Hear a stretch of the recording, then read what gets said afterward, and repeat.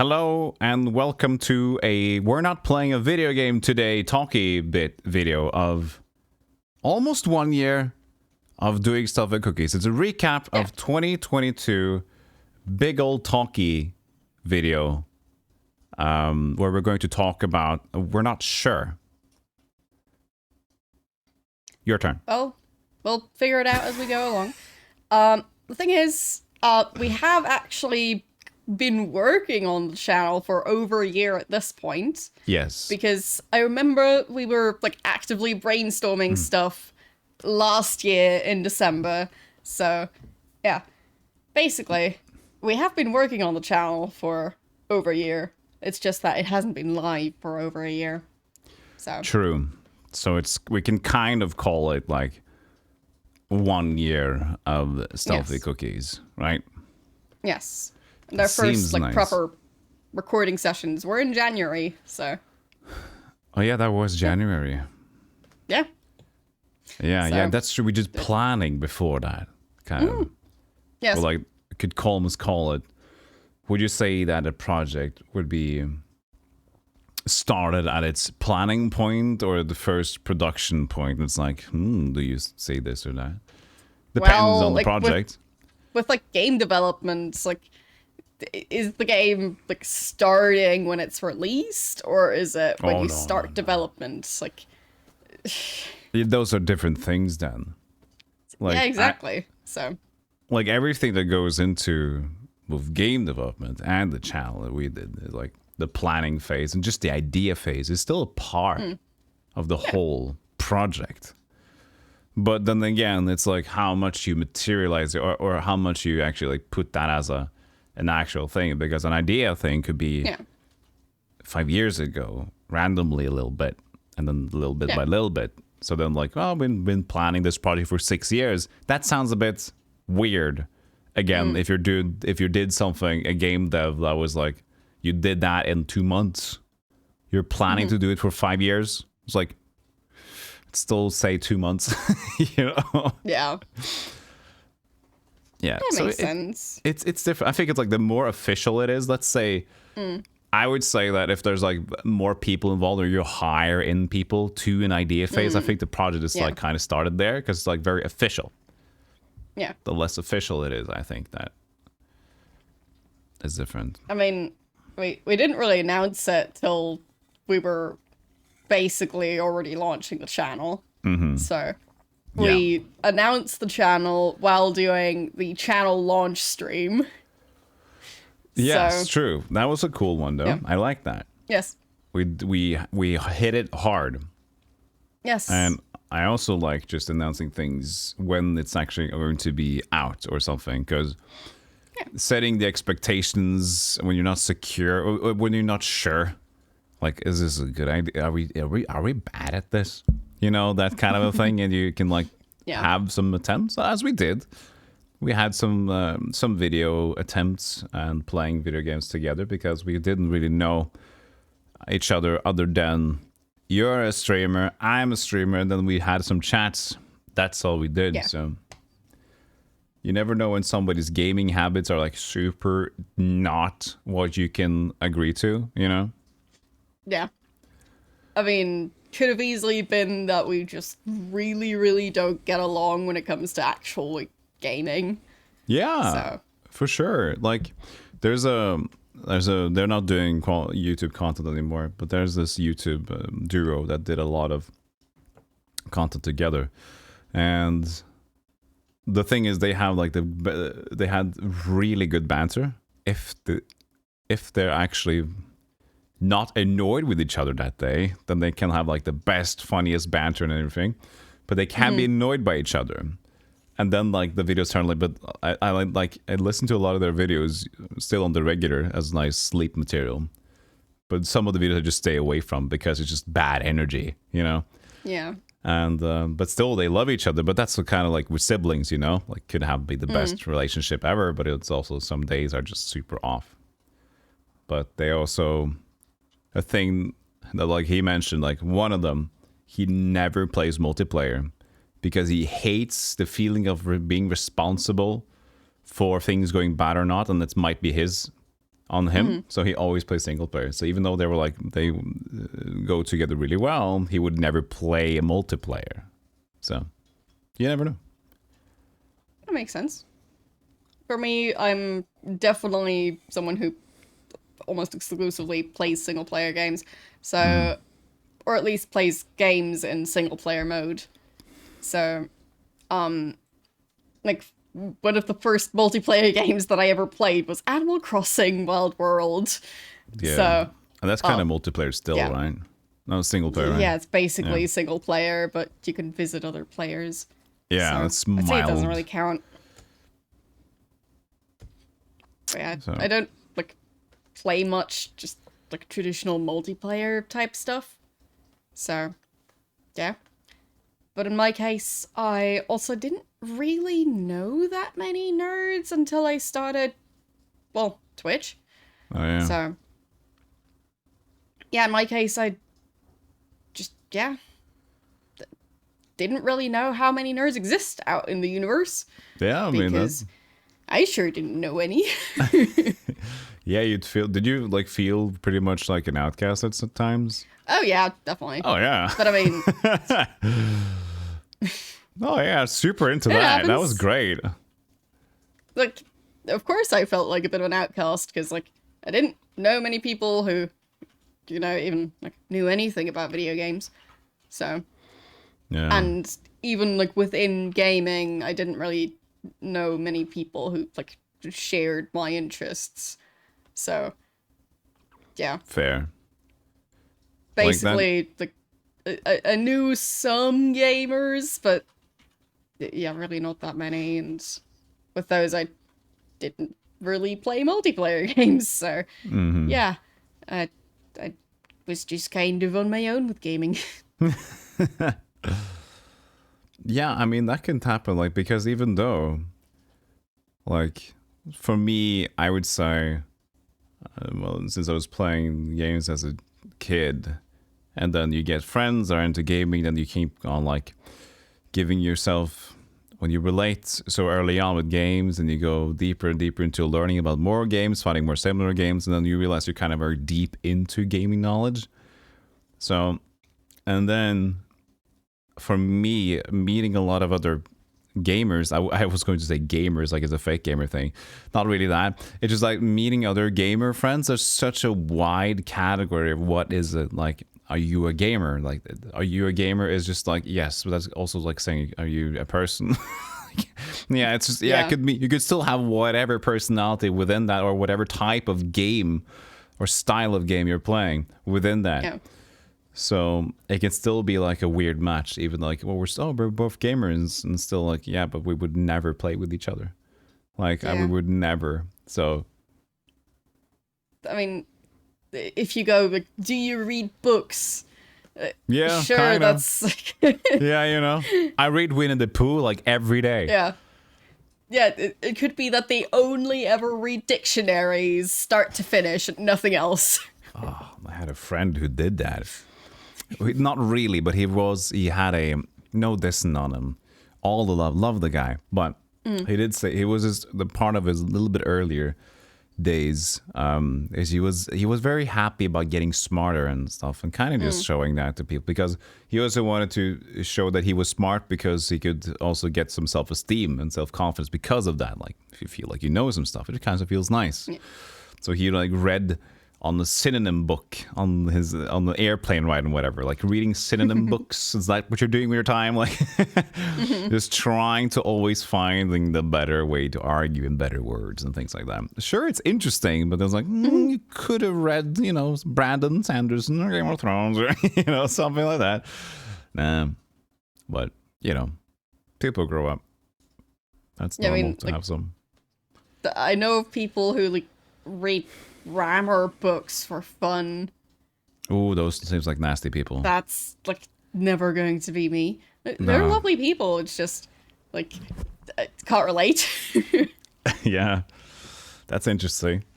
That's just their natural enjoyment. Yes, I love watch the good grammar. I enjoy that. Well, I mean, for some people, like, language and, like, language history is just their passion. True. True. Yeah. And like it's nice to know, like, if it's your craft, you know, like, let's just say, like what I was just mentioning, gaming is kind of our craft. And if I learn something new about a weird system or somehow it operated, and it's kind of like, hey, it's pretty neat. This very weird techie stuff or whatever, but it's cool to know, right?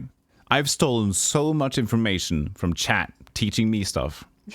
and like 1 month later, then I started like, yeah, so you know, this didn't really function like this back in the day, so this is how it went. I'm like, I had no idea. I'm just using this chat member's previous existing information. Now I sound like, oh, that's really cool, Golem. You're so smart. Like, I know. It's nice. It's not fun to know about your craft. So, but sorry for all the people that I stole from. But you know, I this is my my bread and butter. You gotta let me do it.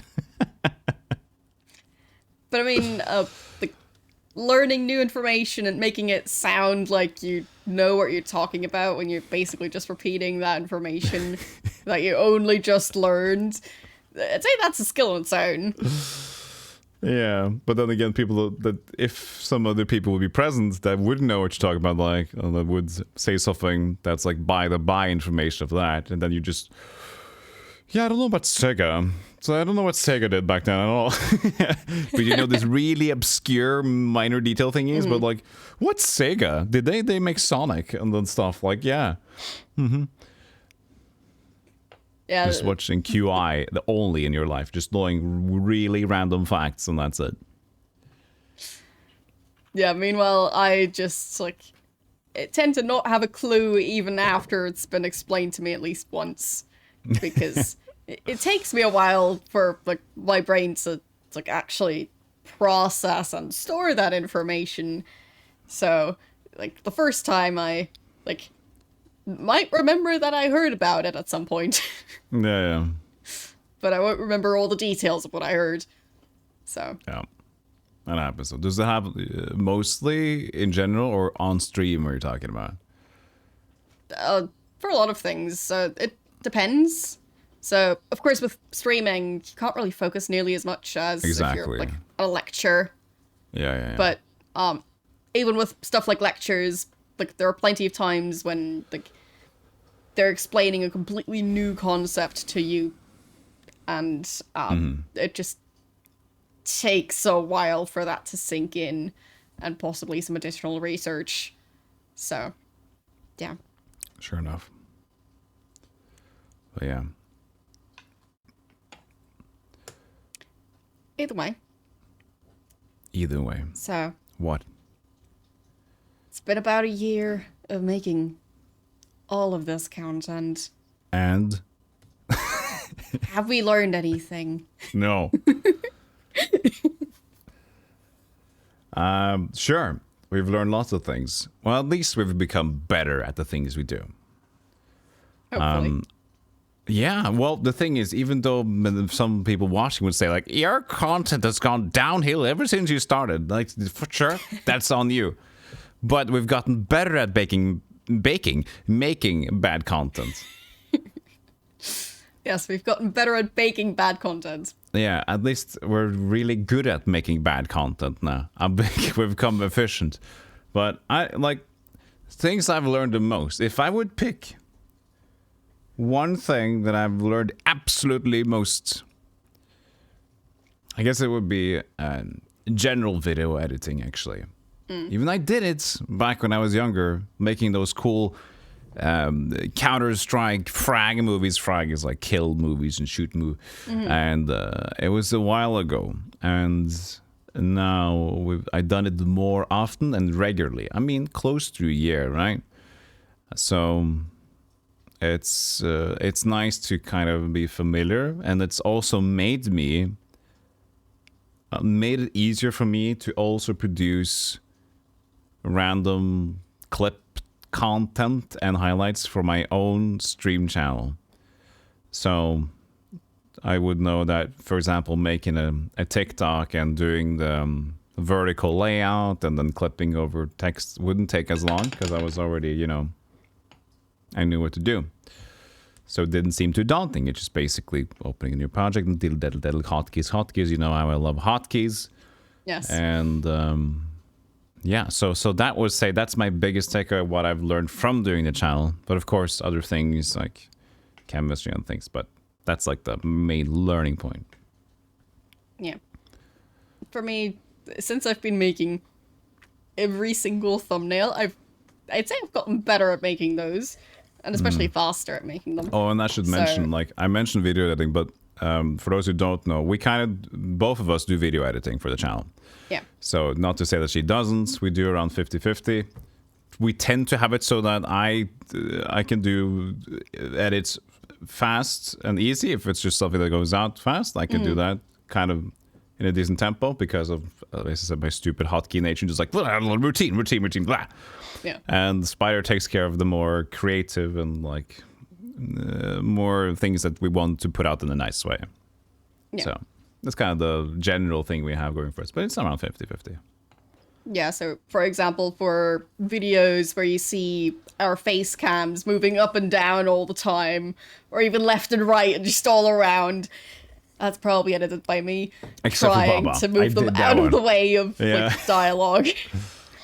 Yes, the first time I felt like I did similar work to what you did was when I had to do Baba as you, because that, like, doing that series where you have important clue suggestions in the corners, they usually put them, like fixed rules. And of course, if you sit on the same screen for 20 minutes, people are going to want to see what are they talking about? Yeah. So I had to, like, every puzzle I did, okay, move this one like that, and then move it down again. Okay, looks like the next puzzle is going to be like that. I'm just going to move them up there. Yeah. So, yeah. I think the most, like, silly one with, like, the carousel of our face cams would have been the Uno video so far. Uno video. Because with that one, I had the cameras be on top of like our profile pictures for the game, and I think also over the usernames. But basically, since I was also changing the game footage, as in like changing whose cards you can see. I had to switch the cameras like back and forth like 10 times. And you mirrored, right? You mirrored the camera as well. Yeah, I think I mirrored my camera, like changing between mirrored and not mirrored. Yeah. So, yeah. Always looks like the player is kind of just, you can see the player making decisions as the faces as well. Yeah. It's a funny one. So, I think that one was like the silliest one in terms of that style of editing so far. But I mean, I think it turned out well. So. Yeah, I think it's fun. It's like, it's not too invasive to watch it. It's just like, some people would notice it, and then you can kind of see, because it makes sense what's going on the screen, right? Yeah. Yeah, in general, like, trying to figure out how to make stuff make the most sense. Not how to make it, like, the easiest regarding editing, but, like, how to, like, make it the easiest to understand from a viewer perspective. That's the part that, like, yeah, that takes time sometimes. Yeah, for sure. Like, it does change when, for example, for me, with doing quicker edits, it's basically, of course, we take some notes if something happens during the recording that we have to cut out, but usually we're good. That usually there's nothing too big. Maybe there's some hardware issue, or there's construction, things like that. Yeah. But yeah, so those videos, usually you can set up the cameras and everything in the right place, and then you just kind of skip through the recording to see if it looks fine. Then you can kind of go to the end, make minor adjustments, finalize the video, and done. But as soon as you're doing different stuff, then you'd have to kind of watch the whole recording. So you have to get the vibe of the video when you're editing it, you know, so you kind of have an idea of, does this seem natural or whatever. So that would just suddenly take so much longer than doing the first mentioned one, because now you're not only watching the entirety of the video, which is like, say, and we usually have videos from 35-50 minutes usually, then stopping and editing on top Yeah. and then playing. So it will take like 5 times longer than usual. So But yeah, like there are definitely games that take a lot longer to edit. So, like, but we're gonna try not to be also- scared in the future. For those who are watching, we're not gonna try to be scared about the games being weird to edit. We're Yes, gonna still play yes. what we want to play. like for example, you did edit the Minecraft videos. Yeah. But yeah, those were also switching back and forth between game footage. Yeah, more effort So- for sure. Yeah. Because it's like, Eventually, I did get into editing, but at the start, it was mainly you oh, that's true. doing all the Yeah, edits. I was doing everything of the edits because I was like already, like, I Yeah. had some experience first, and you can Yeah. just do it in your own tempo. You can like, I can get Yeah. into it, and already you're, as she Exactly. mentioned, she's done every thumbnail, and that she did that from the beginning. Even when I did Yes. the video edits, then there's the Yeah, thumb. I've done all the channel art and the thumbnails. So, if you think it looks horrible, blame me. Yeah, it's nice to blame somebody. I do that all the time. But for sure, like I think, like when I think about this channel, I know that I'm like equal part of it, but I have this personal feeling myself, and this is nothing negative at all. But I'm always like, Spider will have like, if I can ask like, what do you think? Do you think we should go for this or whatever? And I think like Spider's the one who's moving the bricks here, and I'm suggesting, and I'm part of the show, but I feel like you're like the anchor, because you're the one managing most of the channel on YouTube, and you're doing the thumbnails, you're doing the videos ready, and I'm just like, I'm doing grunt work with the video edits, because they're just like, okay, we need this video by now. I can do it by tomorrow. I'm like the grunt. You're like, good on you for doing it fast. And I give it to Spider, and she decides what to do with it. So for me, I'm like part of this thing. I know I'm essential, but still, I have designated you like the most leader, and I will be a co-leader. But I mean, like, there are definitely things that you're better at. So, like, for example, like, editing stuff fast. Yeah. Not my area of expertise. Yeah, but for me, it's like suggestions, right? So, and as you mentioned, just doing some quick work here and there, because I'm just used to, I love working fast and effective when I'm in the productive mood. I get a pleasure of that if I of course feel rested. But yeah, so for example, I kind of trust you with the channel's direction and stuff. So I have suggestions, and I would say like, I feel this or this is fine. We don't need to worry about that. But then again, it's like, yeah, you have the best vibe of what's going on. So I'm just like, yeah, I believe you, but it's good. I mean, of course, to some extent, we're just both, like, figuring out stuff as we go along, because we're still kind of new to YouTube, and it's like, there are plenty of people on the platform who've had many more years experience than we've had. But, yeah, I mean, and to some extent, like, some of you also don't really watch our Twitch, so we might know our Twitch audiences quite well, but for YouTube that's more difficult, since YouTube has less audience interaction than Twitch does. Definitely. So yeah, we still haven't really done any of the community posts. We should do that. I think for 2023, or like, that's like a resolution for the channel, like actually getting properly into doing community posts. We can. Doesn't still mean do that one. doesn't mean we can't do one before the end of the year, but at time of recording is not that long until the end of the year, so We can have a we poll might still do saying. one right before. We can have a poll saying, "Did you watch the video where we talked about making this community poll? Yes, no, or maybe." Yes, and best time to post that one would be before we put out the video, and then everyone's confused. Yes, 2 days Yes. before. Did I watch it? Because then they have to go through the catalog and see. They Yes. get more views. We live for the views. Also, another side note, at this point our channel is not monetized, so we are doing this for fun. Yes, but then we get monetized, it's gonna be bloody serious. Oh, yeah. It'll be, Nothing but Super trendy duper- games, sponsored beard products. yes. And, thumbnails that have at least one arrow in every single one. Arrow, And- yeah. I should use Yes, more of those. and putting circles around things, for the, like, arrow to point at the circle. And with, like, the circle not really, like, it's not really that clear what the circle is supposed to point out, but you have to watch the video to figure it out. Yeah. And thumbnail faces, exactly. I've done those now.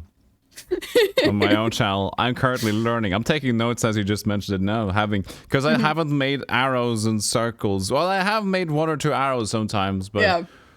but I'm learning. But I've now come to the process or the place of my channel for YouTube, my own YouTube. I'm doing thumbnail faces now on my own. I feel very proud of that. Going through a video with different expressions and hoping that I didn't press go live before I started recording. And it's not happened yet. That's good. So that's how you get those. I don't want to go live and just make random expressions for 5 seconds and then changing it every now and then. I mean, I'm sure people would be intrigued. It would be curious to ask, what are you doing? But, so far for the channel, like, for this channel, we haven't really done, like, separate thumbnail, like, photo shoot type things that Not other yet. YouTubers apparently have time for. Like, I've seen some, like, professionally, like, made pictures for specific videos just for the thumbnail. Why? Well, I get it. Maybe it's just people who really, really like photography. I don't know. But Well, I get it because here's the thing: if you know what the kind of what gets you more clicks for the impressions, right? yeah, true. And that will be ad money, and as soon as you get a little bit of a True. go on the video, suddenly True. it gets more viral. That's money back. True. So it's money made, True. and it Yeah, I mean, potentially grows your channel, which is like in the future you can just grow with the money instead of like one Yeah. bump. might just be because I'm generally not a fast photographer either. So, yeah, adding like another step of a process that's gonna take like at least an hour to the entire process of like making a thumbnail. It just seems like, well, and in some cases it would definitely take more than an hour Yeah, okay. just to take the picture for the thumbnail. So, yeah. Not quite sure how people who function similarly to me in that regard do that, but I guess it's just people who do YouTube as their main thing. So, Yeah, for sure. That's a different vibe. yeah. Depends on your time available and Yes. how much of you, course. because a lot of people have they have difficulties and strengths in different parts, right? Some Yeah. people have strengths in video edits. Some people have strengths in just being themselves, so they can also not cut that much content, so they can always Yeah. like just be, because what is best for them is them just going on a monologue, and that works. So you don't want to do jump cuts. Other people are awkward, make a lot of fill noises like and not know what to say, so they keep saying and that's not going to be good for YouTube. So they have to do a lot of edits to get that, and everybody has their Yeah. own strengths, right? And somebody's just like a very photogenic face, and they can just like always and people like to look and hi, I'm so jovial, look at me, charismatic. Yeah, I mean, everybody has their own thing, and YouTube has anything for everybody, so it just depends on Oh, yeah. who gets which people are clicking your videos. Yeah, I mean, from what I know of YouTube, obviously I'm like not the one YouTube expert. I've been like No, she's horrible. working on this channel for like a year, and yeah, it's like at this point not one of the biggest channels of the platform, so I am no expert regarding the YouTube algorithm, but like I'm learning, and I have been learning since before then, since I've been watching so much YouTube and like always interested in YouTubers doing like behind the scenes type videos. But yeah, thumbnail at this point is like apparently one of the most important parts to how well a video is going to do. Interesting, yeah. So yeah, basically thumbnail and title, and then like those are going to decide whether or not people are actually going to click on your video in the first place. And if people don't click on the video, then it's most likely going to be buried by the algorithm. Yeah, it makes sense. I think that the important part of the algorithm, even though it's mostly speculation, is that if it gets shown to people, the more people that decide to click on it, then it's going to be more and more exposed to other people as well. And of course, the more people are inclined to click on it, then it gets shown more in the algorithm, which means that it's already going to be one clickable video. So it's going to just like escalate like exponentially, right? Yeah. So it makes sense. The last changes they did for the, if you go into a YouTube channel directly now, the thumbnails are bigger there too. It used to be smaller thumbnails in the channel, but now they're also made thumbnails an even bigger part of everybody's videos. So yeah, for sure. Like I had one of my videos, personal YouTube from the stream, had gone viral in my regard. My usual video number after a day, usually I had around 20 views after 24 hours. This video had almost 1,000 views suddenly after a day. And I was looking at it like, okay, I'm going to remember this video because I'm going to dissect the tags, the thumbnail, the everything, and I'm gonna like, what made people click this one? You know, I'm just gonna remember that forever. Yeah. Because if the impressions go up and then people keep clicking on it, there must be something for it. So I'm just gotta understand, like, but what is keeping them to click it? So it's interesting. And I think to an extent why YouTubers tend to be so focused on the analytics is also because there's way less feedback, like direct feedback from the audience. Yeah. It's like solving a puzzle. Yeah, exactly. So like you have statistics instead of people that vocally like going like, I like this part, I don't like that. So yeah. Of course there's feedback in terms of pressing the like button, which tends to be like easier for a lurky YouTube viewer to do. I know. I barely ever comment on YouTube. So, like, no judgment here. I'm doing that myself. I've been doing it for years. So yeah, for sure. Me too. I'm a pro at not commenting.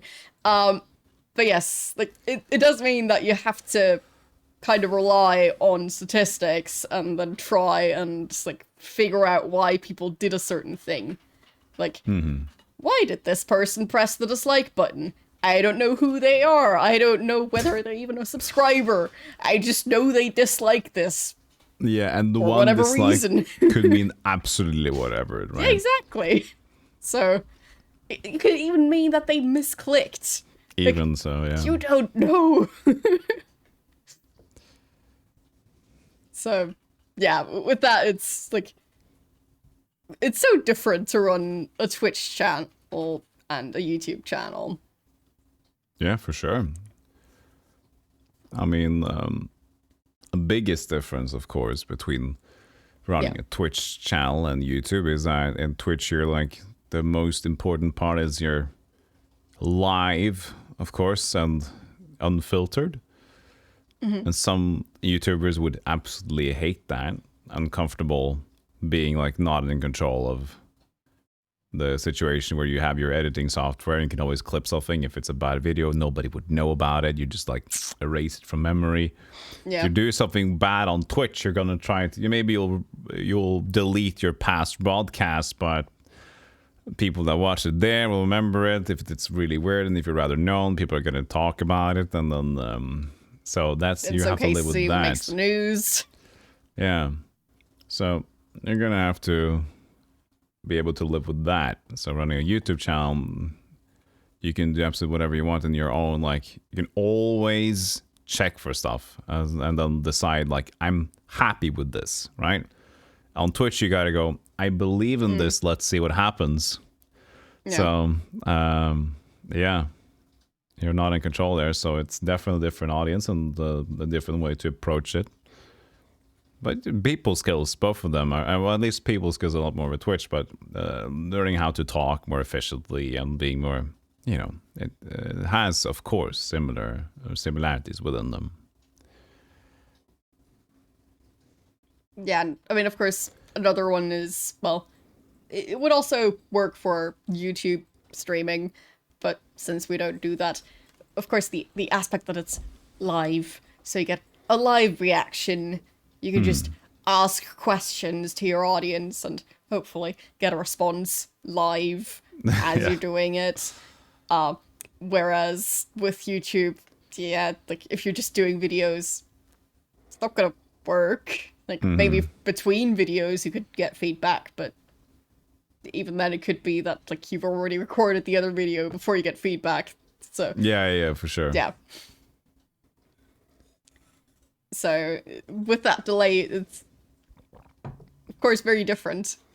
So yeah, it's just a different skill to figure out how to run a YouTube channel well. Yeah, I'd say like I enjoy both, even though most of my stuff as well, we do this of course, which is separate from Twitch, but as a general, and like, enjoy the work of content creation in general, and I do like the live streaming fact of it. But I also enjoy having, there's so many ideas for YouTube channel that I would like to run. I just think that as an entertainer, or like having ideas of what silly stuff you could make, that seems at certain times like a bottomless pit of ideas. You just have to give yourself time to just form them into an actual video or whatever.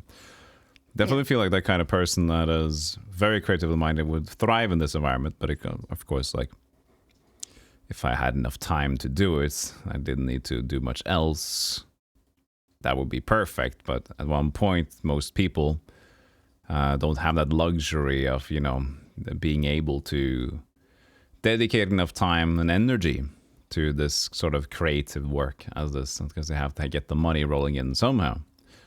And that's usually by another job that is maybe getting in the way. Doesn't necessarily mean it's bad, but it will hamper your ability to be, you work on a creative side. This is always like comes second, you know. And when creativity comes second, there's something unfortunate about when creativity comes second, because creativity blossoms with freedom, time, space, right? So you don't get that when you're busy. And in some cases, you kind of just need time to like even have ideas in the first place, and then to find creative ways to work with those ideas. So if you're always just exhausted and stressed out, it's not gonna work. Yeah. As I mentioned before, it's like when I was also working on my other job, my retail job, so I had to walk, my commute was 30 minutes walking to and from work. So usually when I was working to work was when I had the most creative ideas, because, you know, we're waking up, having some breakfast, and then walking to work. 30 minutes of sometimes listening to podcasts, other times just like letting my mind listen to music. And then when I listen to music, then I just have my own mind to just go through everything. But then I have random ideas that could be fun. You know, that's when I use more game dev stuff as well. But yeah, just that's time. I got given that time to be free, and then most of my ideas for everything came on those walks.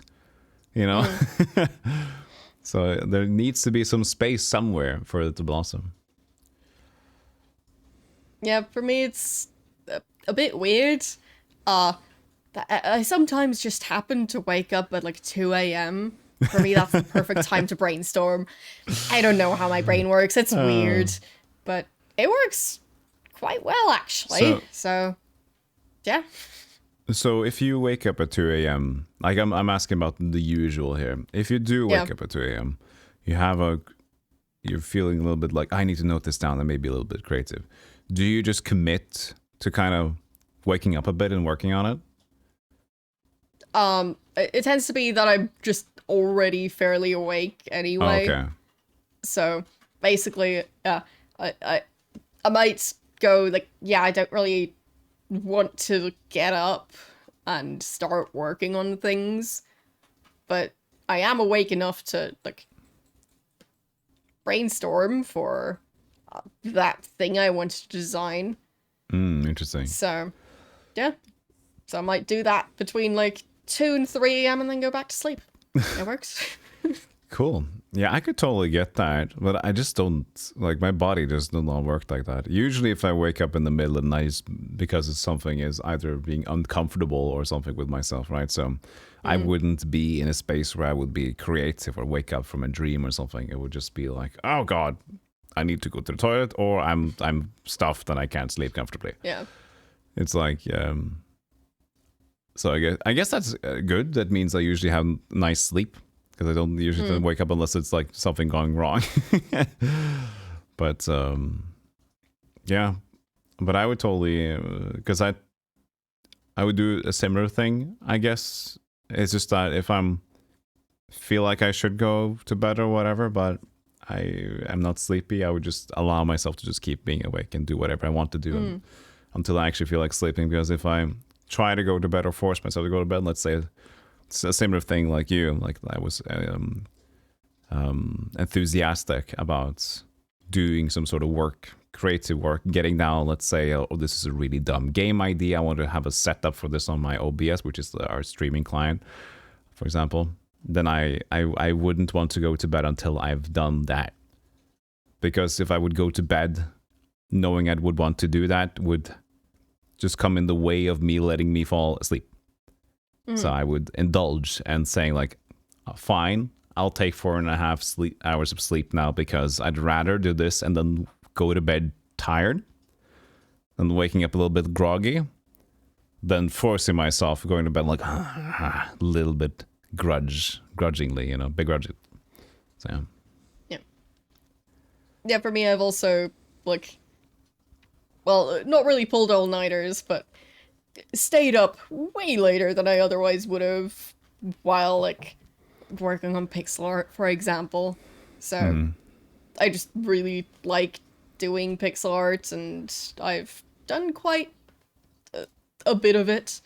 But, like, yeah, no expert, of course, but, yeah, there have definitely been times when I stayed up really late because I just was very invested in the thing I was drawing at the time, and I didn't want to interrupt that. Yeah, that's too good to let it go. Yeah. So, like, that's another thing. Like, when you're already doing it, you don't really want to, like, stop when you're No. in the flow. Yeah, for sure. But it's also, I probably mentioned it before on all our random talks, but maybe not on at least not a very straightforward conversation like this one. But the skill that I learned, I was actually via studying, but I've applied the same rule to life in other ways, which is like, this is more in terms of sleeping. I would like acknowledgement to be sleepy and sleep when I'm sleepy. But another part is to stop things you're doing when you're in the flow also, as well, is a good idea. Because the thing about if you're, let's say you're writing something, you're writing, and then you go a little bit extra. You try to like, I'm going to try finishing the chapter. I'm going to try finishing this, at least this thing that this paragraph, chapter, whatever, you know. And then you work, and maybe you want to finish, so you work a little bit extra, push it out, try to finish it, and like, oh, I'm done. That's great. Did a chapter. Problem is that next time you're going to pick it up, you have a completely like, you got to start. You have, it's so hard to jumpstart that thing because you got to go from the beginning, like you got to start something new. So what I would usually do nowadays, I would always make notes of what to write now or stop in the middle of the flow of something, because then I can immediately start going. And for example, on my stream, whenever I play some specific story games, I tend to, for example, I try to end and try to like do my whole stream time, but I try to end in front of a dungeon or in front of a new stage, because next time I'm like, new, everything's new, and you can learn from there, right? If you stop and you're in the middle of a town square and you're like, what the hell are we doing? Who are all these people?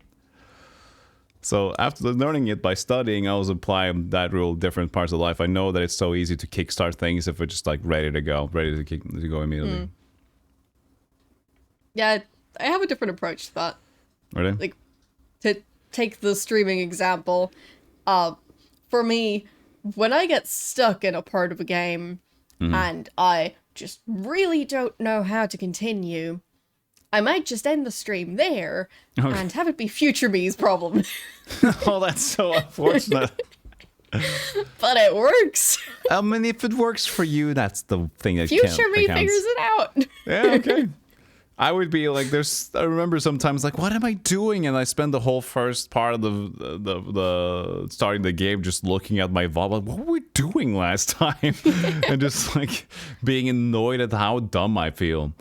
So that worked for me. I would say that present me does not enjoy what current viewer is doing, but to each his own. Yeah. And I mean, also with like writing, I had a fairly long paper to write a couple of years back. Yeah, for me, it was definitely difficult to start new chapters, but since it was more like scientific style type writing, it was a bit easier in the sense that you always have to start with like some sort of like introduction type thing. So to like, what do you need to explain at the start of this chapter is like a fairly easy jumping off point. Yeah. Just basically, talk to yourself a little bit and bring in something like, I was about to write about this person with this theory, a contradiction to this other theory thing here, but didn't have time. So mash these two people together and make them angry at each other. And that's like okay, I have an intrigue here to start a chapter. So yeah, like with that kind of writing, it works out, but it was still more difficult when like it was between chapters that I like stopped writing.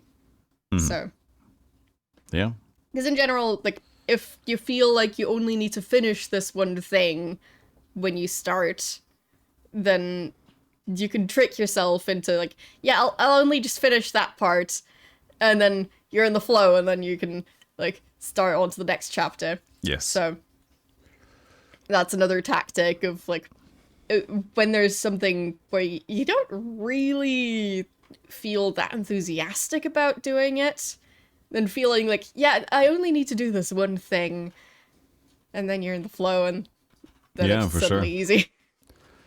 Yeah, that's a beautiful life hack that works on most people, I think. Just like it works really well with exercise, it works really well with other habits, is that if you the thing is you kind of try to learn how to trick yourself is the whole idea behind it, because you can always do a little bit. And if you think like, let's say, okay, my exercise routine is I do 3 sets of squats, of push-ups, break in between, always have my protein powder before the thing, make sure I have that before, or it's going to be effective, and I have this, and I have the protein bar after this. It's a whole event, right? And it's like, if you're not ready for that, if you don't have enough time for that, you're not going to do it. But you can imagine like, okay, but at least let's just do this. Let's just do this. And let me just at least do one set of push-ups and one set of everything maybe. And then you get going like, yeah, I can do another one. I'm already doing it. Same for the drawing. Like, I'm at least going to draw a smiley every day. I remember Jerry Seinfeld said this. Like he said he was going to draw every day and he's going to make a minimum that I'm at least going to draw one smiley in my notebook every day. That's like the bare minimum. But usually when you first, like, for example, I draw a smiley, you know? I draw a smiley. And it's like, yeah, but I should draw every day. So I'm just going to do a little bit extra on the smiley and see if I can do something dumb. And suddenly you're doing more, you know? It's just about how low are you willing to go before you pick something up. So yeah, it's a really good idea. To find a way for you to, I mean, some people may not have difficulties with just committing to everything, but I think for most of us, we kind of we're kind of struggling in life. We need ways to trick ourselves into doing stuff. I mean, one technique that I've heard of plenty of times is to even set a timer for yourself.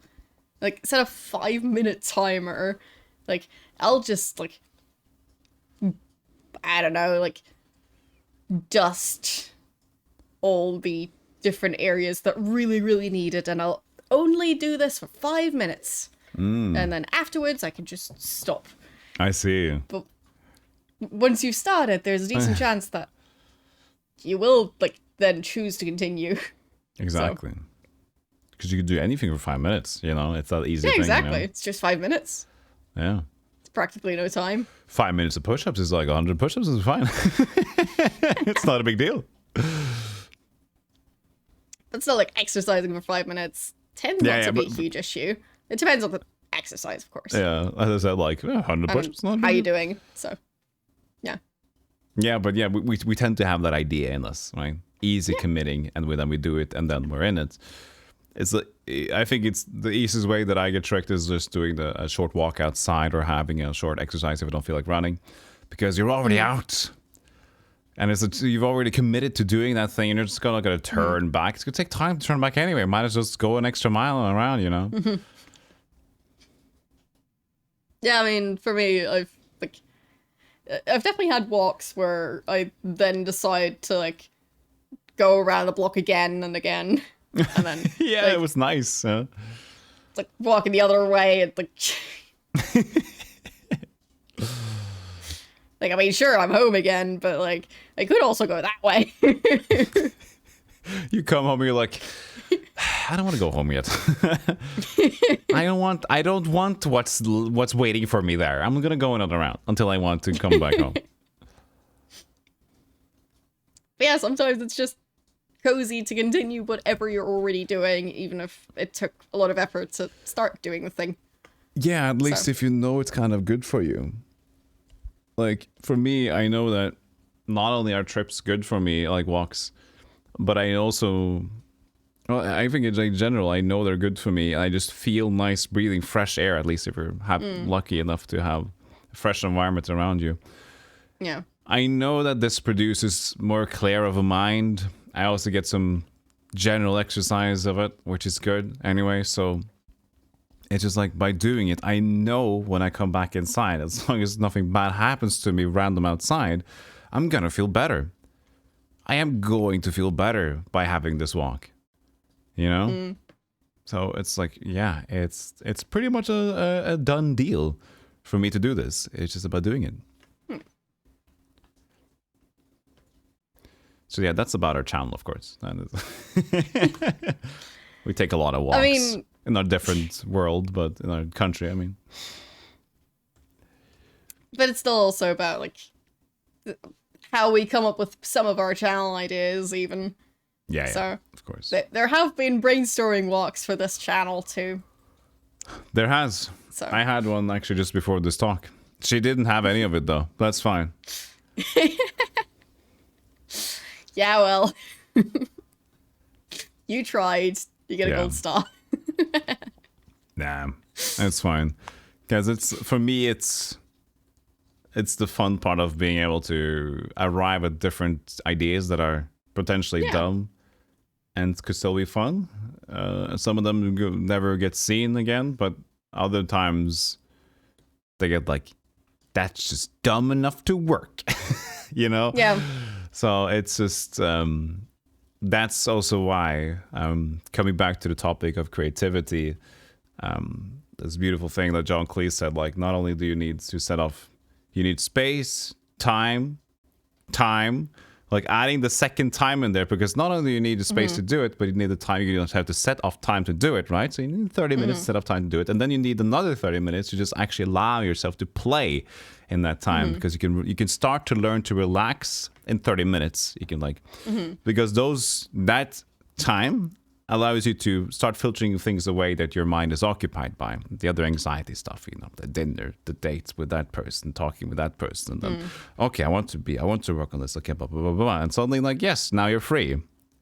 And here comes the other time where you're actually creative, right? So Yeah. I love that part of like just adding another aspect of time in there. Like, if you feel like you have like exactly a like 10-minute break between work tasks, and like that's your time to be creative, and you have to do it right now. And I gotta be very, very clever right now. Yeah. Yes. It restricts you, and as soon as you get restricted by that, you're not going to be as stupid and fun and creative as you could be. Yeah, and it's like if you like get into whatever creative task you're doing, and then you have to stop it, or you even get into trouble because you used more time than you actually had, then that too causes issues, and it's just you really need the time. Yeah, for sure. Like I've thought about this also recently with just work in general, when like having a lot of on time, just even though like we're doing this channel and I do my own channel, is that I can ask myself, or somebody can ask me, like make sure like that I've rested enough. I can ask myself, am I rested enough to, for example, be live today? And one part I can say yes. At the same time, with the same energy, I can say not really. And it's a matter of like, can I do the things that are required of me? Yes. I can stream, I can stay up, I can probably do a 12-hour stream even if I wanted to, for example, right? But the other thing is like, if I'm rested enough, another potential requirement would be like, are you relaxed enough to be funny, open, silly? Which is kind of what you would want to be as a creator, right? And if that's like, I don't know, maybe not. Maybe I'm not, because enough rest would make you feel more relaxed, open, and, you know, embrace the silliness a little bit. If you feel a bit tired, you're just going to do what's required of you. And as a content creator, I don't think that's actually enough, right? And if you look at it in different light. Yeah. So it's interesting how we can feel like yes, and at the same time, no. Like, I guess it might be enough on some days, but you wouldn't want to, like, have that be the norm. Yeah, you can, like, make, what is it called? And make it like it's a sacrifice, you know? Like, fine, this will probably be an unfortunate stream or recording or whatever we have, right? And, but it's okay. Like, it'll have to do. We'll try to make sure we don't keep doing it. But yeah, it's like when it turns into a habit, then it tends to be an issue. Yeah, hopefully it will at least be an issue that is notable or like noticeable for the person, because it's sometimes it's like I've seen so many creators on YouTube and Twitch, like they go hard on what they've always been going on, like going hard on the similar content, and if they see a decline, maybe they just do it more, same thing but more. So they're always working hard, but for the kind of wrong reasons. Sometimes working harder would actually be more time off to do reflection, creativity, and understanding like people are not clicking my videos because they're bored of it, plain and simple, right? You got to work on that. You got to first of all accept that, be able to like not be crushed by thinking that I'm not fun right now. You know, you got to be just like, I'm gonna make myself fun again. That's what you want to have, right? So, but that requires time to reflect on it and being able to accept and move on. So, Yeah. see, for example, with our channel, I've accepted that Spider is not funny. Like, that's just how it is. Like, there's no jokes. I mean, to be fair, you do have a point there. Like, between the two of us, I am not the funny one, and I'm aware of that. I'm perfectly fine with that. The thing is the dynamic. Like, I am this funny. I am like the splash fun, the slapstick idiot. And you're the reaction, and you're the one also, like, you're funny because of how you react to my things and how you're, like, being more strict and things. Like, I wouldn't be as, let's say if I was the funny man, I'm not half as funny without you there, right? If I would be talking to myself now without any audience, I wouldn't be funny. I get that. There's a lot of shows, probably with podcasts or whatever. It's like one has like either it's the funny man or but bouncing back. Yeah. You know, for example, have you listened to the podcast with oh god, I forget all the Ricky Gervais, Steve, what is it called? Basically, Carl Pilkington. Know about Carl Pilkington? No. I think Stephen Merchant, Ricky Gervais, and Carl Pilkington. Basically, Carl Pilkington is a complete buffoon. He's like an idiot. He's so weird, absolutely ridiculously sound like an idiot. But the way he talks about this weird stuff and the way just Ricky Gervais just keeps laughing his ass off at him just being so weird, and the dynamic is super fun and it's become legendary, you know? And that's the dynamic of them.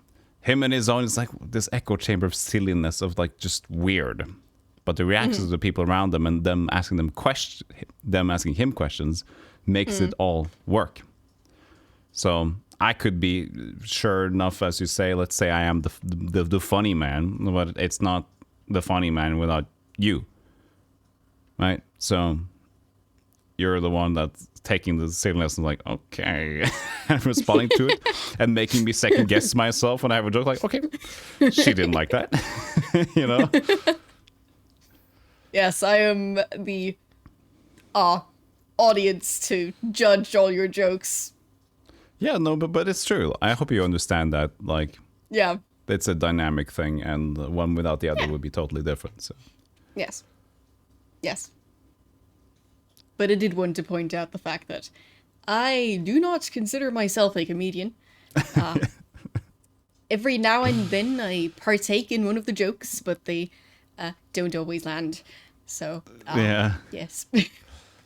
And then even trying to, like, let's try. I'm going to really try being, like, funny, silly.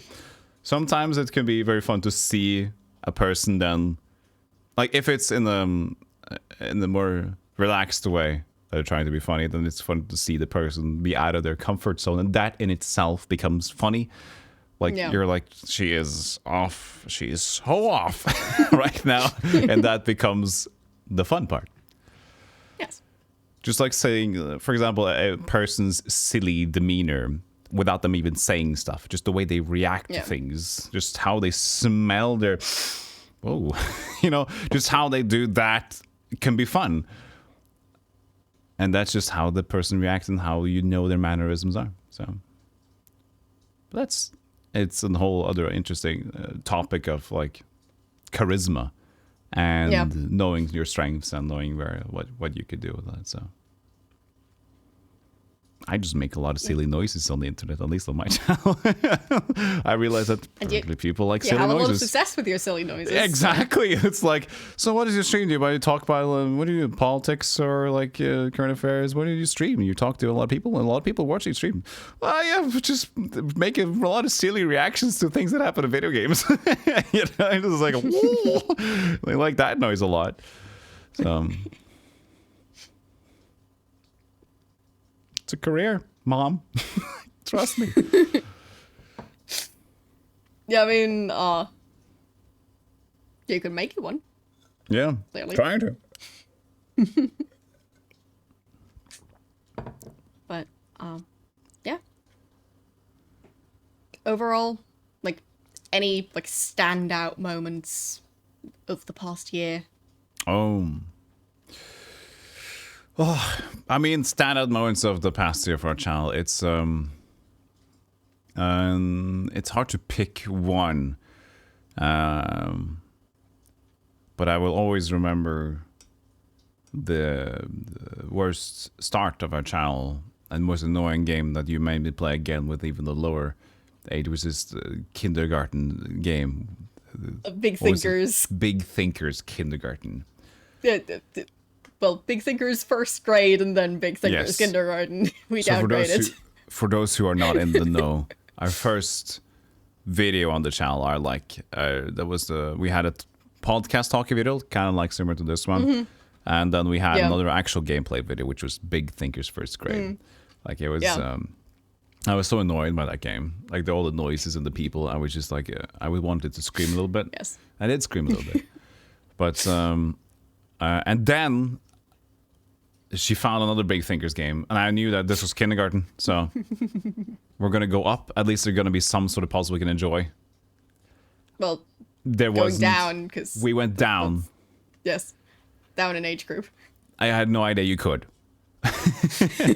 First grade to kindergarten. I didn't know they teach things in kindergarten. So yeah, that was also another annoying factor. But that was fun though. It was fun to witness it. Other than that, I kind of a special video that sounds well for it's that kind of stupid thing that nobody else watches but us. Okay, there's somebody else out there that watches this, but it's the Sherlock videos, the puzzle, the hidden mystery thing. It's we have no success on the channel with it. Thank you for those who are watching this, Yes. that are watching the series. We see you. It's a game that I really thought wouldn't stand out or be enjoyable, but I've been having the best of cozy times with Spider playing that game. Just the atmosphere, the music, me and Spider just being able to fight over the mouse on finding things on the screen, and the silly small cutscenes, and the slightest of intrigue. We go from case to case. We never need to remember the previous case. It's always just like you're coming back to the thing that you started to enjoy. So I would say that's our comfort game to record for the channel, which has been going on almost a year. Yeah. We started that one fairly early on. Which is why it still has the old thumbnail style.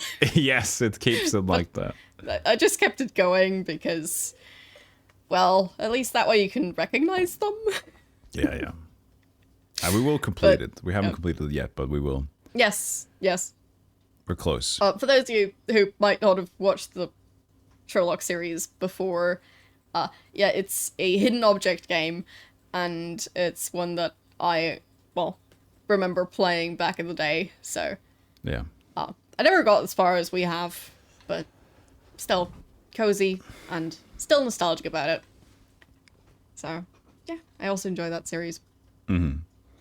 Another thing that stood out has been the surprising success of our more successful series, I would say, which is Baba Is You. At this point, current video recording time.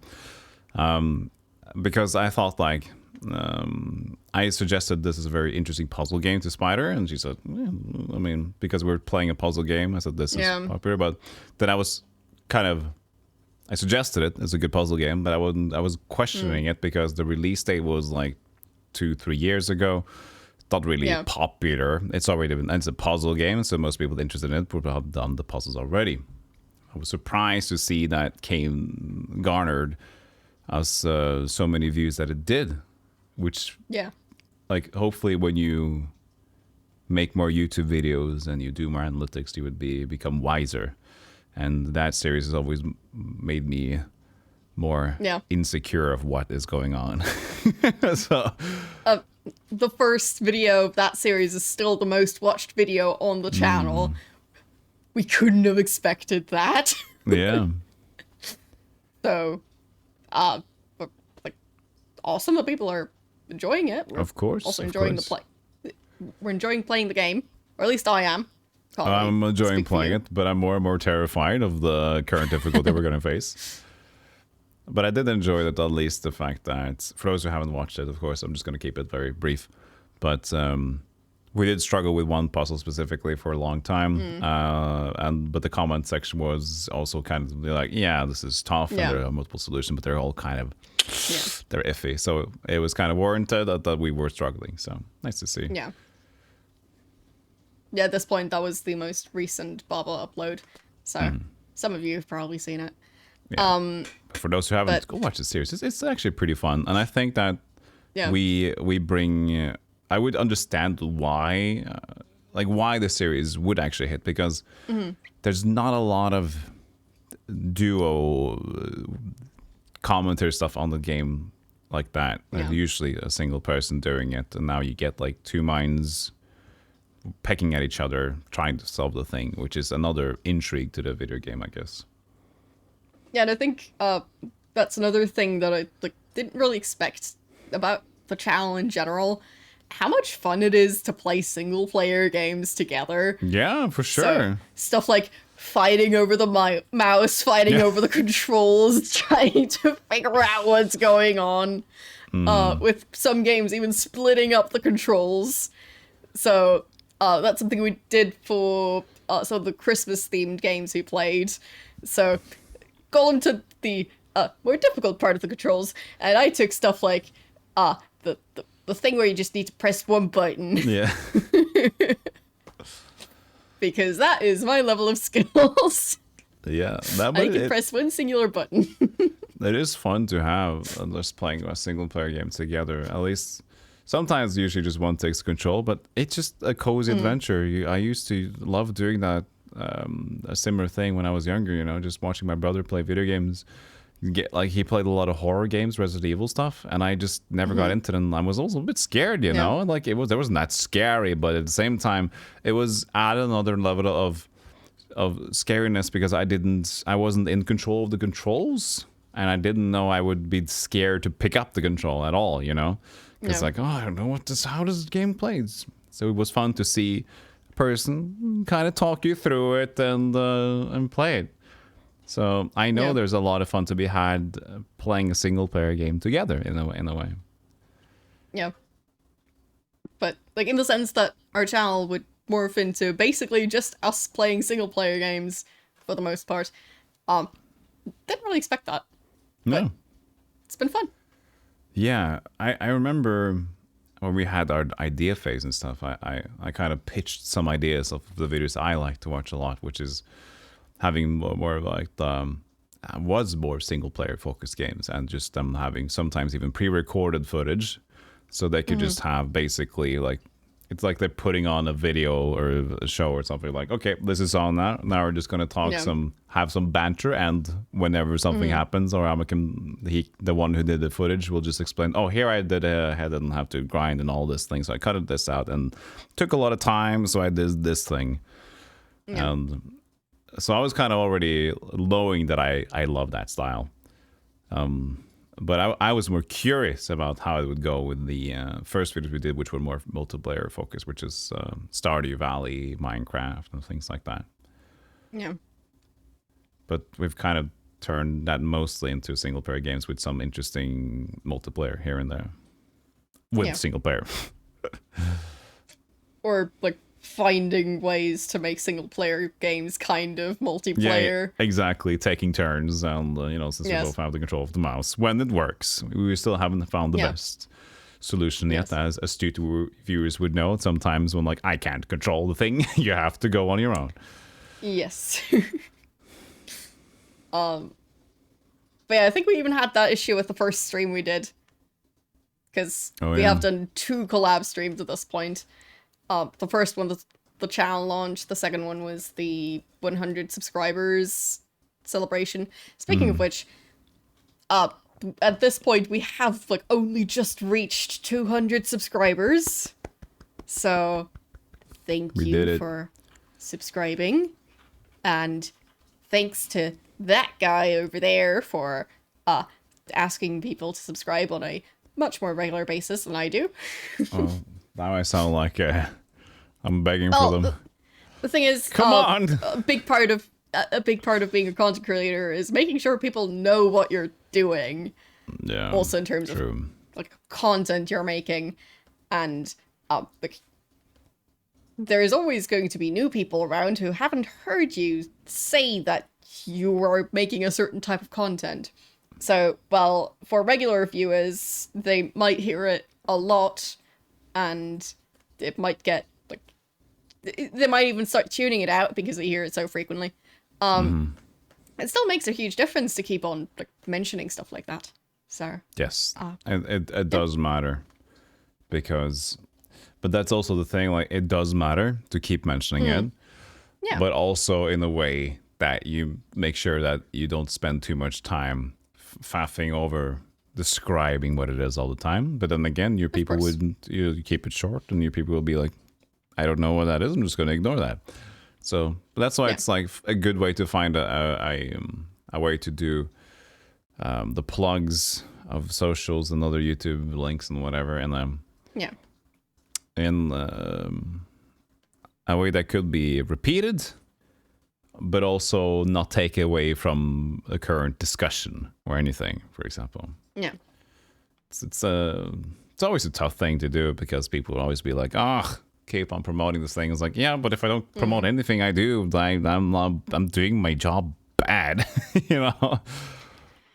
Yeah, I mean, it's, if you're a content creator, like, a big part of what you do is, like, making stuff for people to see or listen, or, like, for people to, like, know about, basically. So a big part of your job is making sure they know about the stuff. Because otherwise you're just screaming into the void. Yeah. I mean, it's an interesting thing because most forums of and Reddits of stuff, let's say similar gaming topics, right?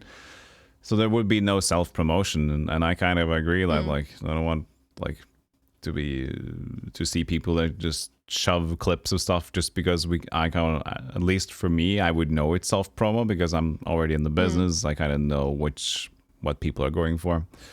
But at the same time, not liking that and people not wanting to see that content, if nobody gets a way to find a way to self-promote, then how would people be able to promote themselves?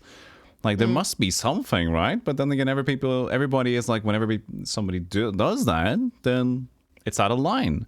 So the trick is to find a trick, to find a little bit of a sneaky way to get in there. Do something specific that people might appreciate, like digging up some artifact or playing a game a certain way, doing a certain strong edits of something that people like a digest of something really obscure.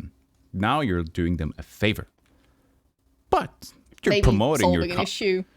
Yeah, you're like, there's a reason why there's a thing for those watching that doesn't know. There's an almost, we can call it an occupation of content. I would call them content creators. They're like, it would be a stream coach. So stream coaches are basically people that are wizards of the how to stream in all things, for example, technical stuff and new stuff to add to your stream.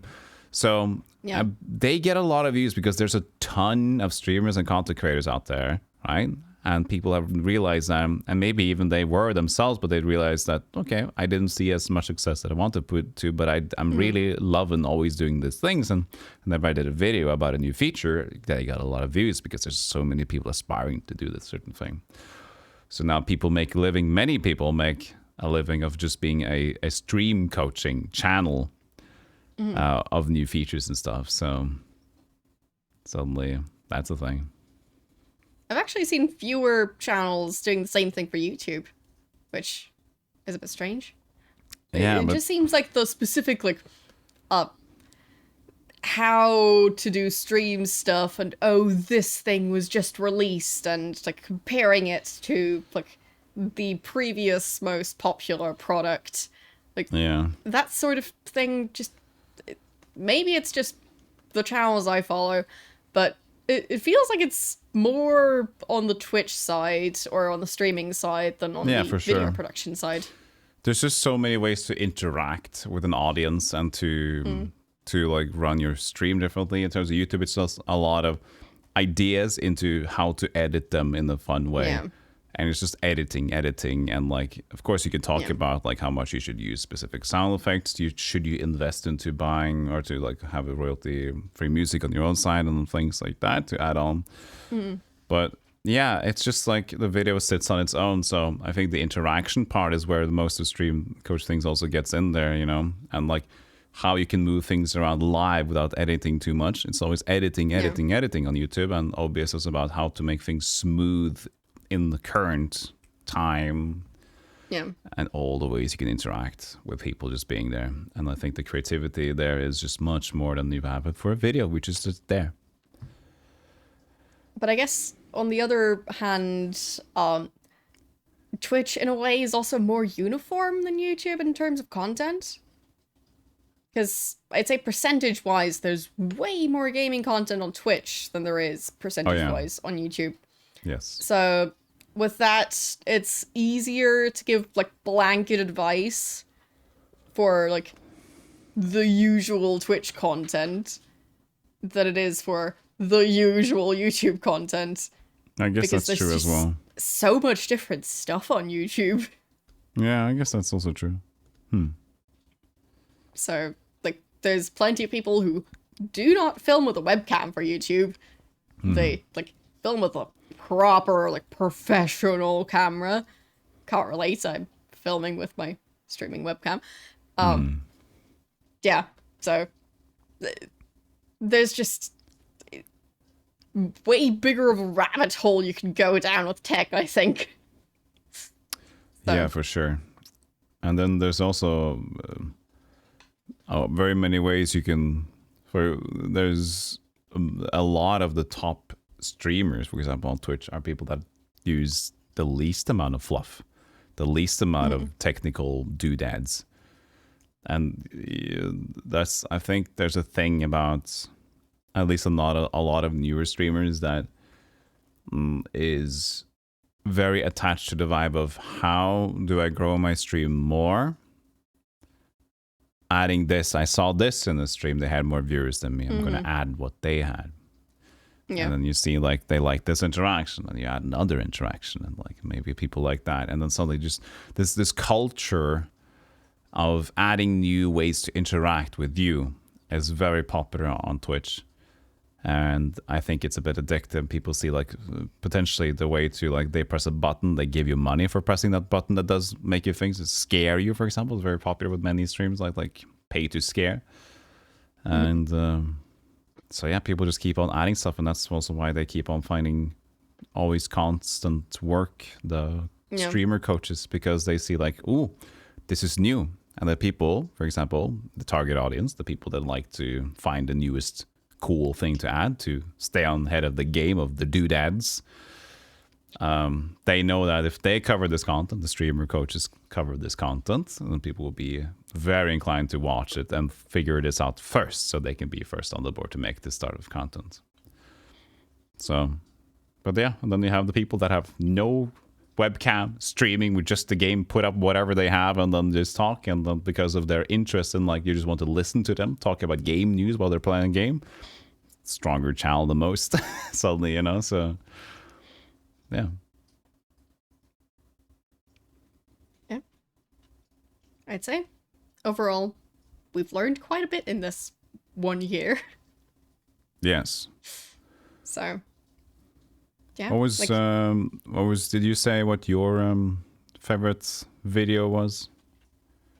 Like, I mean, what was the question you asked me? Well, a moment that I remember. Like a moment that stands out to you looking back at the year, or video, or like just anything about the channel where you go, yeah, I remember that part specifically. Yeah. So. No, for me that was kind of the specific things. And go ahead. I'm not sure if I have any like super specific things. Like, I spent a lot of time like working on the channel, or even like before the channel properly existed.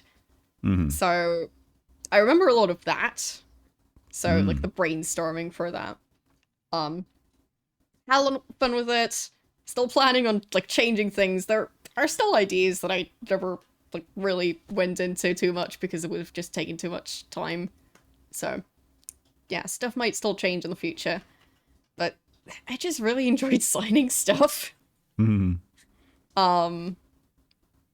Yeah, also with designing thumbnails, that's like, yeah, there have been so many things that I've learned through that and just had so much fun with it. But, Awesome. Yeah, when it comes to like actually playing games and things like that, I think the Bala videos are actually a standout for me because I do really like genuinely enjoy that game because I like puzzle games. They're just my thing. Yeah. So yeah, in that regard, like, I tend to gravitate toward puzzle games anyway. Yeah, and it allows you time to not stress because it tends to be the thing, which I noticed with you, is that fast games, bad game. Yes. Fast-paced is not something I'm good at. Yeah, Ones fast, where you bad. have to like Turn-based strategize and like do stuff like that. I tend to be better at that. Yes, XCOM. But yeah, fast-paced is not my thing. That's fun though. Reflexes, nope. So expect a lot of that in the future. And of course, like with like games that are beyond fast pace, where you also like have to worry about like 3D camera movements. Oh yeah, that's For those, a no-go. I'm not just bad at the reflexes, I'm also bad at the being able to look at the screen without getting nauseous. So, yeah, I'm a very specific type of gamer. Like, I enjoy Sudoku. That's Yes. my level of excitement. Yeah. That is very exciting. To see if you've done any mistakes. So, yes, there are plenty of games that I might try at some point, but I don't think I'll get into them because that's just not my area of expertise at all. So, odds are I'll just continue failing. But that doesn't mean I don't want to like try them at some point. So Yeah. like as an example, I've never played Overwatch. Yeah. You don't need to play it. No. No, but I do enjoy kind of an ish series. At least we've had this in our minds that we've started. I don't think we've done anything official about it, but basically we have this idea, which I'm not going to keep secret. Spider can stop me if she wants to, but she's not allowed to because I'm my own person. But we kind of had the idea that, you know, we had this Spider playing games that she's uncomfortable with and I play games that I'm uncomfortable with. So that's why we kind of have the King's Quest series on my end where I'm playing like weird Sierra point click or similar things, which is kind of Spider's forte. And then she is allowed to play platformers and stuff that is like my forte and what I grew up with and what she is bad at. So I want to continue doing that because I think there's a lot of fun with like it's an interesting dynamic where one is kind of taking the backseat, trying to teach a little bit, be patient, and the other one struggles. And I think that's kind of fun. Yeah, true. We haven't done that many platformers. I think it's just not the yet. one that it was But just me playing it. That's what I'm saying. But, like I would have in mind that this may be a series. Yeah. And we might want to continue doing in the future, which is what I'm saying. Yes. Yeah, and there are also other games where we think we're going to be out of our comfort zone. But to an extent, that's just part of the fun. Just finding new things that we're not necessarily good at. But you don't have to be good at something to have fun with it. Yeah, for sure.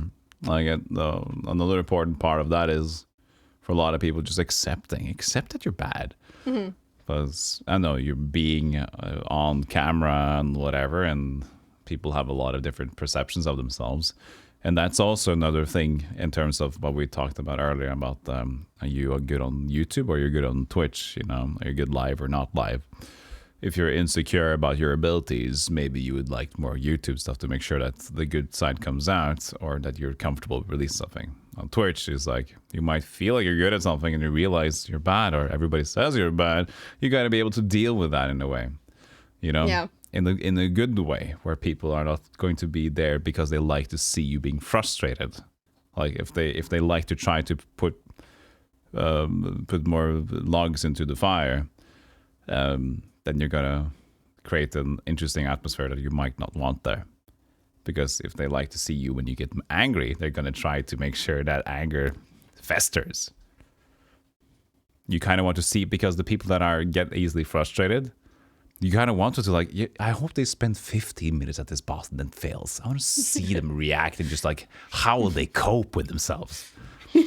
But if it's a good person, you don't want that to happen to them. Like, no, don't. I want you to succeed. Meanwhile, when we've both played through Diablo 1 and 2 on our channels on stream, I don't even know which one of the games it is. I think it's Diablo 1 that had the butcher. Yeah. Yes. Yes. So, basically, I did better than he expected at Diablo 1 with the butcher. Better than everybody could expect. I've been hearing about that plenty.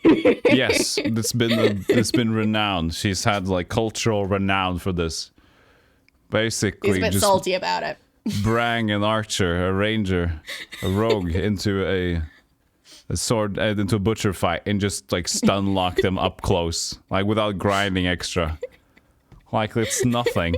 Chow was like, oh, she's gonna try the butcher. Ah, look at that. She's gonna what? She's gonna kill him? I spent 23 minutes casting fireballs to that butcher. Yeah, for me it was like a minute, I think. Yeah, I was like, okay. Apparently that's what I should have done. Just like, believe.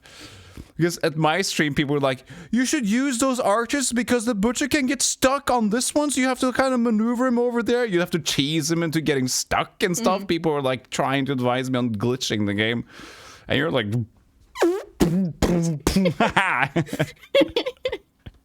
Yes, just panic pressing the button. It's like arrows in the nose of the butcher. It was a real weakness after all. Is it a bow or is it a machine gun? Pressing the button. Yeah, that was interesting. Yeah. So, your biggest fan moment of 2022 on your stream. I mean, was that even... I don't even know which year that was. The years are starting to blend into each other. So true. Not sure when that happened on my channel, but that's the nice thing about this YouTube channel. We started it this year, so anything that happened other than like the very, very initial brainstorming for stuff like the channel name. Yeah, there is 1 year only. In 2022. Yes, there is nothing to mistake about that. But I think also another thing, a big point. But this is more of a not a specific point in time, but like all the time gathered together in terms of what I've. Well, I guess it's like going forward or whatever. But what I've learned, it's an extra what I've learned point. It's just like how we, as our chemistry. Like the dynamic has developed over time from like start, because most people that have watched our content by now, or if you didn't know, like we kind of started, we chatted a little bit here and there before the channel, the YouTube channel here, but we never really interacted much. So kind of our interaction with video games and other stuff has been part of us learning to be friends as well. So it's like funny to see how our friendship has developed and how we're more comfortable, like allowing us to be silly and not feel like we should act in a certain way in front of each other. It's just basically I'm just being me and Spider's just being herself, presumably, and we're just having fun with that. Who is this person that I am? But yeah, it's like, of course we were friends before we started the channel, which is why we started the channel. We didn't go, oh, hey, you stranger, wanna, like, go into this sort of, like, content long-term commitment thing that's gonna be a bunch of work. No, but we did, like, that was, like, the thing that we did that kind of, we did together, which was an activity. Yeah. We did have some talks here and there, but this is like gaming together. The first time we gamed together was for the channel. Exactly. Yes. So we were talking to each other a lot, just, well, not like through games. No. We just had a lot of talks about people that we hate on Twitch. That's just our secret. Yes, that's the only thing we have in common. Yes. We keep a list. We keep a very extensive list. You watch out. You might be on Santa's naughty list. Oh, you're Santa now. Holy. Yep. I don't think you have the hair color. I could, if I would spray, I would be a pretty good Santa right now. Do some curlies in the hair. I was about to say, like, I think the, like, long straight hair doesn't quite work. Finish. It feels a speed metal Santa.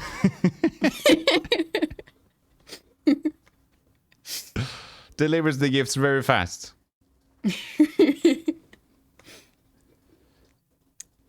But anyways, I think it might be time to call it a video at this point. Okay.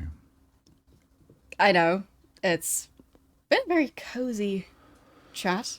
Yes. If you guys want to hear more of us just chatting without anything else going on in the background, then let us know. Also, you can watch the one other video we've done in this style if you haven't already. You can, and you can compare awkwardness levels because of our first video doing podcasts. Due to after a year of talking shit to each other, it's gonna make a difference. Yes, you can like have a side-by-side comparison, basically, of how much more awkward and forced the first video seemed compared to this one.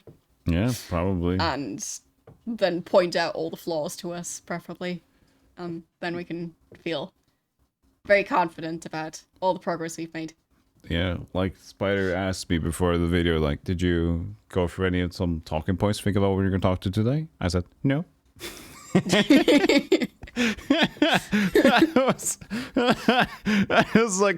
was confident, like, no, I think she should just wing it. You can just talk. I wouldn't dare to do that the first time I was going to do it. I would at least do some prep work. Yes. I'm like, now I'm confident, like, saying, no, I didn't do jack. Last time we had a fairly exact outline. We had a good plan B. Points we wanted to cover. Not saying that we stuck to it, but we had it. And this time we had, like, vague topic ideas in, like, an unsorted pile of, like, we wanted to be kind of a recap video, so. Yeah, but basically, I just, like, everything, I've written down what I just, like, this is a backup. I'm not looking at it. I'm just talking. And then Spider is, like, as I mentioned, I might be the goofy, but she's also a goofy one, but I'm not in control. If there's anybody who's in slightly control, it's Spider. That it reminds me of the few, like, driving themed games that we've played so far. Like, okay, yeah. Well, that's different. Yeah, like, I don't think either of us is fully in control here. We're just enjoying the ride. In those games, I definitely am more in control than you. Yes, but, like, still, neither of us is, like, yes, great at driving games. Yes, it wouldn't be good for a job interview kind of a thing, you know? Yes. But, yes, I am worse at the most recent driving game that we've played, definitely. So, That's fine. That's fine. Yeah. No questions there. It's Zen game. Either way. Yes. Yes. It is a cozy game. Yeah. As we've been, like, mentioning, of course, with YouTube, there's less interaction. But as always, if you want to see more of a specific type of content, you can let us know. You can also let us know on Twitch, which is what some of you have been doing, which is always lovely. Also, always lovely to hear, like, whether or not you, like, enjoyed a certain video extra, and, like, yeah, it's always cozy.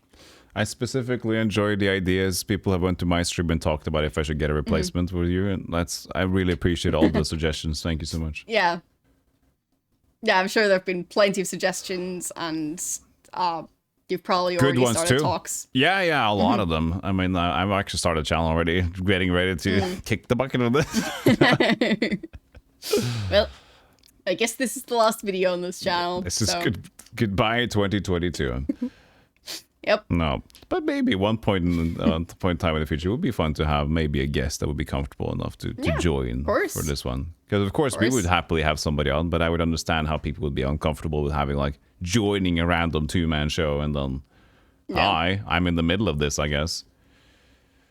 Yeah, but I think it might even be more comfortable than joining a one-person show.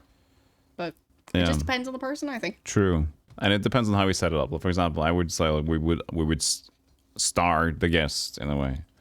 Like they're gonna play the game, show us how it works, and we're gonna be intrigued by it. So cool. Which is all lies. So it's all from my views. Yeah. Maybe 2023. Maybe. Stay tuned. Maybe you'll see a poll here or there. That's our only goal for 2023, I guess.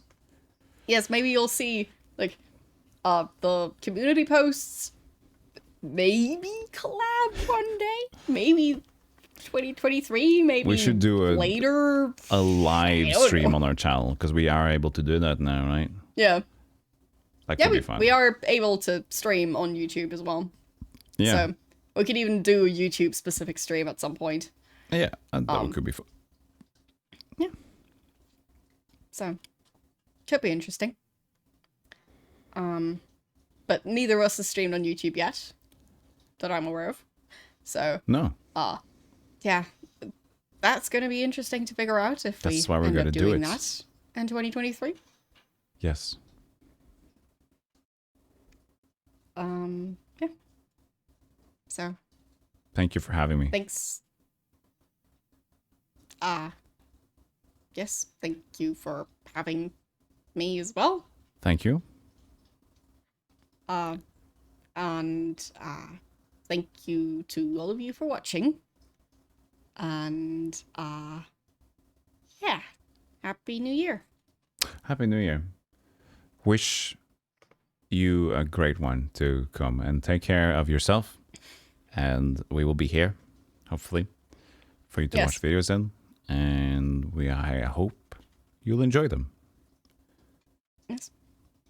And we'll just continue uploading as usual, with the odd bonus video every now and then. So, just like this one is a bonus video. Yeah. Might see them every now and then, but otherwise, 2 videos a week. So, yeah. You'll at least for now. be able to see. Yeah. Yes. That is the current, like, way we're running the channel, is 2 videos per week. Either way, you'll be able to see more of our faces if you want. And if you don't want to see more of our faces, then thanks for making it this far, and bye. Bye, I guess. If you don't like seeing our faces and you made it to this part, you made a bad choice in your life today. Arguably, yes.